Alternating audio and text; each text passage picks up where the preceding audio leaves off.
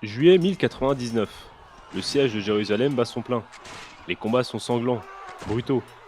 Les pertes sont lourdes, que ce soit du côté des troupes chrétiennes comme des musulmans. Mais aucun des deux camps ne souhaite s'avouer vaincu. Le contrôle de la ville sainte est un enjeu beaucoup trop important pour se permettre d'abandonner. Les croisés le savent pas encore, mais après des années de conflits, la ville sainte de Jérusalem sera bientôt leur, mettant ainsi fin à la première croisade. Un événement qui va profondément bouleverser la place des grandes religions monothéistes durant l'époque médiévale, ainsi que les relations entre l'Occident et l'Orient, et ce, durant plusieurs siècles. Mais tout d'abord, bonjour à tous.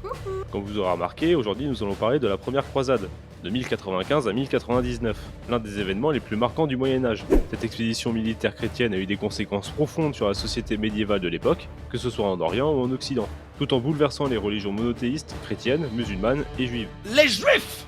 On va donc voir quelles ont été les motivations et les causes de cette expédition militaire, son déroulé et ses conséquences dans le monde médiéval de l'époque. Donc c'est parti mes frères, enfilez votre plus belle armure et équipez-vous de votre plus fidèle épée car c'est parti pour parler de la première croisade. Mais tout d'abord, contexte. Au XIe siècle, la Terre Sainte de Jérusalem est un lieu d'une importance capitale pour les religieux des trois grandes religions monothéistes, chrétiens, juifs et musulmans, étant un lieu particulièrement sacré pour ces pèlerins. Malgré leurs foi différentes, les pèlerins de ces trois grandes religions arrivent à maintenir une certaine coexistence, bien que le voisinage ne soit pas tous les jours facile. Cependant, dès 1078, les Turcs seldjoukides, musulmans sunnites, chassent de Jérusalem les Fatimides, dynastie musulmane chiite, qui gouvernait la région depuis 970, et accordaient un relatif libre accès à la ville sainte pour les pèlerins des différentes religions.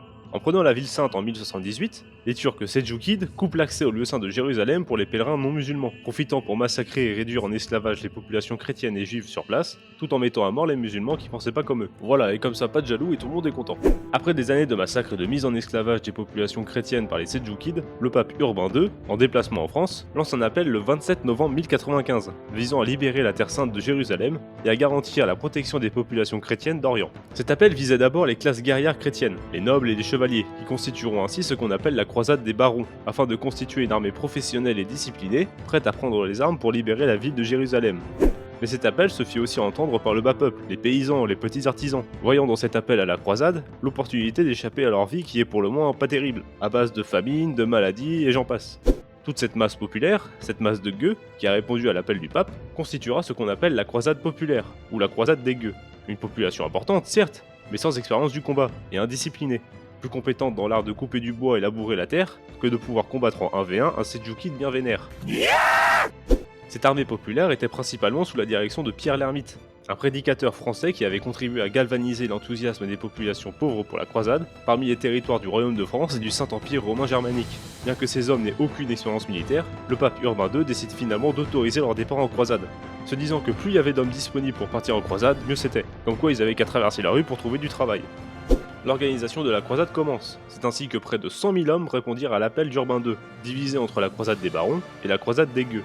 Le déplacement de ces armées à travers l'Europe et l'Asie mineure est une aventure en soi, et certains groupes prennent des routes inattendues. Pour commencer, l'armée des gueux, bien moins disciplinée et compétente, connaît de grandes difficultés pour arriver en Terre Sainte. C'est déjà une grande difficulté pour les hommes de Pierre l'Ermite de sortir de l'Europe. Pierre l'Ermite éprouve la plus grande des difficultés à maintenir ses troupes. Son armée, entre de grosses guillemets, préférant s'attarder à piller des villages européens et à massacrer leur population locale, que d'avancer vers Jérusalem afin de rejoindre la croisade des barons. Arrivé en Asie mineure, Pierre l'Ermite ne contrôle quasiment plus rien de son armée. Une grande partie de ces hommes ayant rejoint soit la croisade des barons, bien plus organisée et disciplinée, ou s'étant dissociés de Pierre l'Ermite, s'étant trouvé d'autres chefs. Ces hommes connaissent de grandes difficultés en Orient, ni organisés ni disciplinés, et ayant une expérience au combat proche du néant, les conflits entre l'armée des gueux et seldjoukides se soldent bien souvent par des victoires écrasantes des Turcs, qui sont en plus souvent en infériorité numérique. De plus, le manque de respect envers les cultures et les coutumes locales par les croisés gueux a souvent entraîné des conflits, et certains membres de l'armée des gueux sont tués par les populations locales en représailles. Comme quoi, bravo les gars, champions. Au final, le bilan de la croisade des gueux est assez mitigé, car bien que ces hommes aient réussi à prendre quelques villages en Orient et remporter quelques batailles par on ne sait quel miracle, cette armée s'est plus fait massacrer qu'autre chose. Et on ne peut pas dire que c'est grâce à eux que la première croisade ait été menée à bien. L'armée des gueux a entraîné des répercussions directes sur la perception des croisades dans l'histoire, et leur présence ainsi que leur comportement ont souvent été critiqués par les chroniqueurs contemporains et les historiens ultérieurs.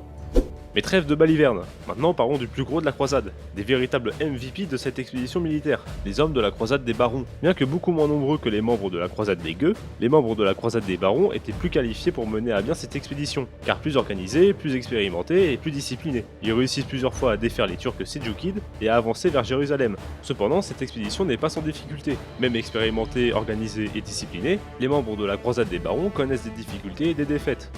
Par exemple, avec leur allié byzantin, les relations entre les croisés et l'empereur byzantin Alexis Ier n'ont pas été toujours faciles. Lorsque les croisés arrivent à Constantinople en 1096, ils ont besoin de l'aide de l'empereur pour atteindre la Terre Sainte. Alexis Ier se méfie des croisés et est très prudent dans les relations avec ces derniers, cherchant plus à utiliser les croisés pour ses propres objectifs politiques que pour libérer la Terre Sainte de Jérusalem. Et pour rien arranger à ça, une fois que la croisade des gueux arrive à Constantinople, ils ont l'incroyable idée de piller des parties de la ville, ce qui entache encore plus les relations entre byzantins et croisés. Décidément de vrais champions ceux-là. Après des années de bataille, en 1099, les croisés arrivent enfin à Jérusalem. Le nombre de croisés restants est estimé à environ 15 000 hommes, sur les 100 000 au départ, montrant que cette expédition militaire était des plus difficiles. Cependant, même avec un nombre réduit, les croisés réussissent à surmonter les défenses de Jérusalem et à capturer la ville après un siège acharné. La prise de Jérusalem en 1099 marque l'aboutissement de la première croisade, qui est confirmée quelques jours après avec la prise de la ville d'Ascalon, consolidant l'installation des croisés en Terre Sainte. À la suite de la capture de Jérusalem, Godefroy de Bouillon, un chevalier qui a une importance capitale dans cette expédition militaire, devient le premier souverain du nouvel État du royaume de Jérusalem. Cependant, d'une grande modestie, il refuse le titre de roi et préfère le titre d'avoué du Saint-Sépulcre, c'est-à-dire protecteur de la Terre Sainte de Jérusalem. C'est d'ailleurs suite à cette croisade qu'il constituait l'ordre des Templiers, quelques années plus tard, devant garantir la protection et l'accompagnement des pèlerins en Terre Sainte. Cependant, même si cette première croisade se solde par une victoire des croisés, la présence chrétienne en Terre Sainte sera confrontée à de nouveaux défis. Les populations chrétiennes continueront d'être réprimées, et les garants de leur protection ne s'avèrent pas toujours aussi utiles. Tout cela provoquant à terme d'autres croisades, souvent perdues par la chrétienté. Mais ça, c'est une autre histoire. J'espère que cette vidéo sur la première croisade vous a plu. Si tel est le cas, n'hésitez pas à mettre un pouce en l'air, à laisser un commentaire, et à vous abonner à la chaîne pour ne pas manquer de futures vidéos. Et sur ce, à plus!